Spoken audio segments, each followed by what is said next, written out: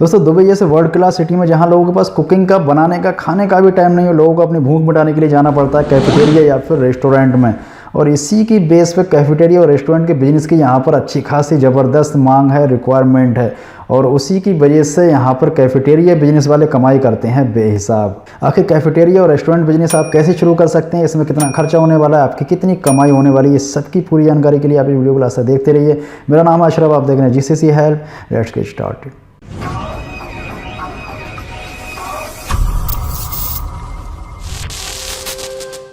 दोस्तों आज के इस वीडियो में हम बात करने वाले हैं रेस्टोरेंट बिजनेस के बारे में, जिसकी यहाँ पर बेहिसाब रिक्वायरमेंट है और इसमें बेहिसाब कमाई है, अच्छी खासी यहाँ पर इसमें कमाई है। तो सबसे पहले समझ लेते हैं कि रेस्टोरेंट कितनी टाइप के होते हैं। तो दरअसल रेस्टोरेंट यहाँ पर 3 टाइप्स के होते हैं। सबसे पहला होता है यहाँ पर फुल सर्विस रेस्टोरेंट, जिसमें पूरी सर्विस मिलती है। फॉर एग्जाम्पल कोई भी कस्टमर आपके रेस्टोरेंट पर आता है, उसने आपका मेन्यू देखा, फूड ऑर्डर किया, आपने उसको खाना सर्व किया और उसके बाद वो खाया, बिल चुकता किया, उसके बाद वो चला गया। एक फुल इसमें स्टेप आ जाते हैं कि आपने टेबल की अरेंजमेंट की हुई है, आपने मेनू लिस्ट बनाई हुई है, आपने पेमेंट सिस्टम रखे हुए हैं, आपने स्टाफ रखा हुआ कुकिंग के लिए और खाने को मतलब पार्सल डिलीवरी देने के लिए। तो इस सर्विस को आप कह सकते हैं फुल सर्विस रेस्टोरेंट। और दूसरा रेस्टोरेंट होता है वो होता है डिलीवरी रेस्टोरेंट, यानी कि आपने खाना बनाया, कुकिंग किया, उसके बाद जगह जगह कंपनीज़ में, कैंप में, जगह जगह अथॉरिटी पर आपने उसको डिलीवर किया, जो कि होता है डिलीवरी रेस्टोरेंट। तीसरा होता है दोस्तों एक किचन टाइप रेस्टोरेंट, जहाँ पर आप डिलीवरी भी दे सकते हैं, जहाँ पर आप कुकिंग भी कर सकते हैं और जहाँ पर लोग आने के बाद एक रिटेल वाइज भी अगर लेना चाहते हैं तो फिर आप इस तरीके से भी ले सकते हैं। तो अब आपको इन 3 टाइप के रेस्टोरेंट में से एक टाइप का रेस्टोरेंट चुनना होगा। फॉर एग्जांपल हम यहाँ पर बात करते हैं फुल सर्विस रेस्टोरेंट की। दूसरा यहाँ पर सबसे बड़ा काम होता है टाइप ऑफ अथॉरिटी की, यानी कि आपको कौन सी अथॉरिटी के तहत अपना रेस्टोरेंट करना है। फॉर एग्जाम्पल यहाँ पर 2 अथॉरिटी होती हैं, फ्री जोन अथॉरिटी और mainland authority. Free zone authority में आप 100% का ओनरशिप रहते हैं, आपको कुछ सारी फैसिलिटी मिलती हैं, कहीं पर आपको डिसएडवांटेज भी होता है। और मेनलैंड अथॉरिटी में आपको 51% का एक लोकल शेयर होल्डर करना पड़ता है, लेकिन आप अपने एक लाइसेंस के बदले कई सारी ब्रांचेस सेम लाइसेंस के ऊपर रन कर सकते हैं। इस सब की और ज़्यादा जानकारी के लिए आप मेरी दूसरी वीडियो को देख सकते हैं। और तीसरा सबसे बड़ा काम होता है अपने जगह, लोकेशन अपने रेस्टोरेंट के लिए डिसाइड करना। फॉर एग्जांपल अगर आप अपना रेस्टोरेंट किसी सुपरमार्केट में करना चाहते हैं, किसी सुपरमार्केट के पास करना चाहते हैं, वहाँ पर म्यूनसिपैलिटी रिक्वायरमेंट के हिसाब से हर तरीके के इक्विपमेंट होने चाहिए, जितनी भी क्लीनिंग और हर एक साफ़ सफाई जो भी उसको रिक्वायरमेंट, एक लंबी लिस्ट है अगर आपको बताना चलूँ तो लगभग 15-20 मिनट मेरे वीडियो इसी रिक्वायरमेंट को पूरे करने में निकल सकते हैं।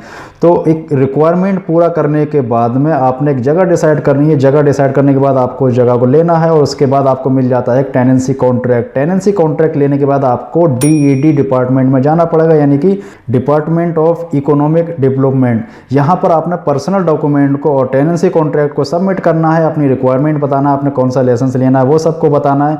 यहाँ से आपको मिल जाती है एक NOC। वेरिफिकेशन के बाद आपको एक NOC मिल जाती है, नो ऑब्जेक्शन सर्टिफिकेट आपको मिल जाता है। ये नो ऑब्जेक्शन सर्टिफिकेट को लेकर इसी के एक दूसरा डिपार्टमेंट है जो कि food health and safety department होता है, वहाँ से आपको लाइसेंस इशू किया जाएगा। अब लाइसेंस तो आपका बन चुका है, लेकिन लाइसेंस में आपकी कॉस्ट आने वाली है 25 से 30,000 दिरहम्स। हम यहाँ पर 30,000 दिरहम्स कॉस्ट को कंसीडर करते हैं। उसके बाद अगर आपने एक अपना रेस्टोरेंट करना है मेनलैंड अथॉरिटी के तहत, तो यहाँ पर आपको 51% का एक लोकल शेयर होल्डर भी करना पड़ेगा, जो कि पेपर वर्क में शेयर होल्डर होगा। बाकी आपके प्रॉफिट और लॉस से उसका कोई भी लेना देना नहीं होगा। उसका एनुअल एक फीस, एक प्राइस फिक्स होगा, उतने ही आपको हर साल उसको देने होंगे। उसके बाद उसका कोई भी लिंक दूसरा नहीं होगा। तो यहाँ पर अक्सर कोई भी लोकल शेयर होल्डर अगर आप रेस्टोरेंट करते हैं तो आपको लगभग 10,000 पर ईयर में मिल जाता है बहुत ही आसानी से। तो 30,000 licence cost, 10,000 local shareholder cost. उसके बाद दोस्तों अगर आप अपने स्टाफ रखते हैं, आप कम से कम 4 बंदों को हायर तो करना ही पड़ेगा। तो 4 बंदों की जो वीज़ा कॉस्टिंग है उसमें आने वाला लगभग 20,000 का खर्चा। उसके बाद अब आपने कुकिंग मटेरियल भी परचेज करने हैं, आपने गैस स्टोव भी परचेज करने हैं, तो उसमें भी लगभग मान लेते हैं 20,000 दिरहम का खर्चा आने वाला है। उसके बाद आपने कुछ टेबल, कुछ चेयर, इस तरीके की चीज़ों की अरेंजमेंट करनी है, तो फिर यहाँ पर भी आपका 10,000 के करीब खर्चा आ सकता है। बात करते हैं दोस्तों अब रेंट की, जो कि होता है सबसे ज़्यादा और सबसे ज़्यादा बर्डन आपका यहाँ पर रेंट का ही होता है। तो लगभग 30,000 दिरहम से लेकर 1 लाख दिरहम तक आपका ईयरली रेंट होता है। लेकिन हम यहाँ पर एक एवरेज रेंट पकड़ते हैं जो कि होता है 48,000 पर ईयर। और ये 48,000 आपको एक बार में नहीं देना, आपको 3 चेक या फिर 4 चेक में इसकी पेमेंट करनी होती है। लेकिन हम यहाँ पर इनिशियल जो खर्चा आपका होता है उसकी हम बात कर रहे हैं, तो आपको कम से कम 3 महीने का रेंट एक बार में ही पे करना होगा, जिसकी लगभग 12,000 दिरहम आपको पे करने होंगे। तो इस बेस पे आपका इनिशियल टोटल खर्चा होने वाला है 1 लाख दिरहम के अलावा 1 लाख दिरहम के आसपास आपका खर्चा होने वाला है। खर्चे के बाद में दोस्तों हम बात करते हैं यहाँ पर इनकम की, कि आपको आखिरकार 1 लाख दिरहम यानी कि इंडिया का 20 से 21 लाख रुपीस लगाने के बाद में आपको यहाँ पर सेविंग कितनी होने वाली है, इनकम कितनी होने वाली है। तो दोस्तों मेरा पर्सनल एक्सपीरियंस 10 से 12 साल का, प्लस मेरे अपने रिलेटिव्स जो कि रेस्टोरेंट का बिजनेस करते हैं, उन सबसे मैंने कुछ इन्फॉर्मेशन कलेक्ट की है और कुछ मैंने गूगल से रिसर्च भी किया। तो मुझे पता लगा कि एक रेस्टोरेंट का डेली एवरेज जो सेलिंग है ना, वो लगभग 5,000 से लेकर 8,000 तक हो जाती है। ये सीज़न और ऑफ सीजन के हिसाब से थोड़ी बहुत कम ज़्यादा होती रह सकती है। हम यहाँ पर एक एवरेज सेलिंग प्राइस पकड़ते हैं जो कि होता है 5,000 दिरहम पर डे एक रेस्टोरेंट की सेलिंग।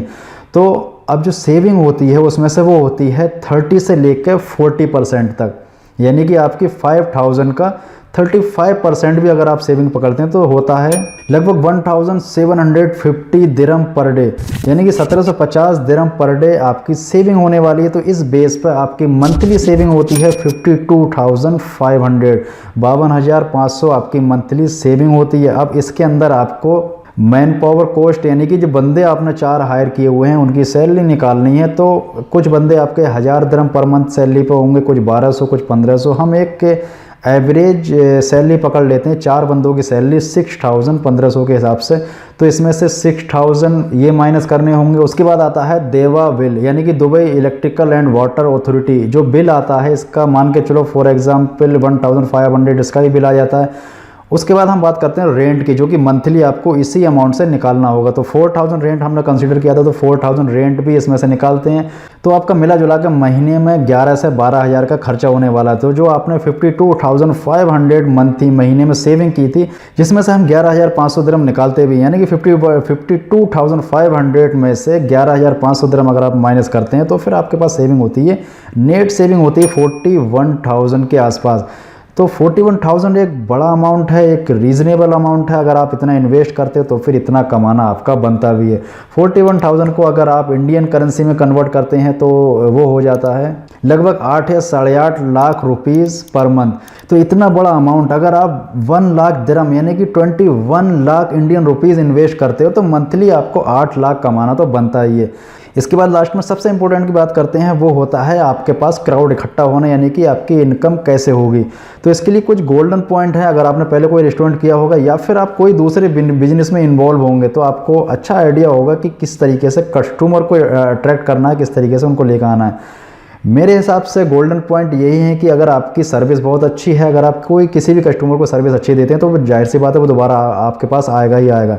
दूसरा ये है कि अगर आप रीजनेबल प्राइस रखते हैं, यानी कि बाकी जो आपके कंपटीटर हैं उनसे कुछ ना कुछ माइनस प्लस रख के अगर आप प्राइस रखते हैं तो भी कस्टमर के दोबारा आने के चांसेस बढ़ जाते हैं। और तीसरा सबसे मज़ेदार इंपॉर्टेंट पॉइंट है कि आपका टेस्ट किसी बाकी के रेस्टोरेंट से डिफरेंट होना चाहिए, यानी कि एक यूनिक टेस्ट के साथ अगर आप अपना रेस्टोरेंट करते हैं तो फिर आपके बिजनेस को रोकने वाला कोई पैदा नहीं हुआ। यहाँ पर आप छप्पर फाड़ कमाई कर सकते हैं, क्योंकि मैंने अपने पर्सनल एक्सपीरियंस में यहाँ पर देखा है कि डजेंट मैटर आपका रेस्टोरेंट किसी जंगल में हो, किसी सुपरमार्केट के करीब हो, किसी लेबर कैंप के आसपास हो या फिर कहीं पर भी हो, अगर आपका टेस्ट अच्छा है ना तो यहाँ पर आपके रेस्टोरेंट पर खाने के लिए 100 किलोमीटर दूर से लोग बड़ी बड़ी गाड़ियों से आते हैं। यहाँ के लोकल अरबिक लोग आते हैं।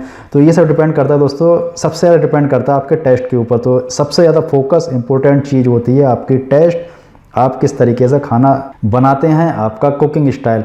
तो दोस्तों ये तो था एक रेस्टोरेंट करने के बारे में जो भी इंक्वायरी होंगी, कितना आपका खर्चा होने वाला है, कितना आपकी इनकम होने वाली है, क्या क्या लीगल रिक्वायरमेंट होने वाली है, उन सब के बारे में। इसके अलावा दोस्तों अगर आपके दिमाग में कोई भी क्वेश्चन है आप मुझसे कमेंट बॉक्स में लिख के पूछ सकते हैं। अगर आपको वीडियो पसंद आती है आप इसको लाइक कर सकते हैं। आप इस वीडियो को शेयर कर सकते हैं अपने उन दोस्तों के साथ जो दरअसल इस तरीके की नॉलेज रखना चाहते हैं। अगर आप इस चैनल पर पहली बार आ गए हैं आप इसको सब्सक्राइब कर सकते हैं, आप दबा सकते हैं बेल आइकन को, ताकि आगे जो वीडियो आने वाली है उसकी नोटिफिकेशन आपको मिल सके। आज की वीडियो में इतना ही दोस्तों, मिलते हैं अगली वीडियो नए टॉपिक के साथ। तब तक के लिए गुड बाय, टेक केयर।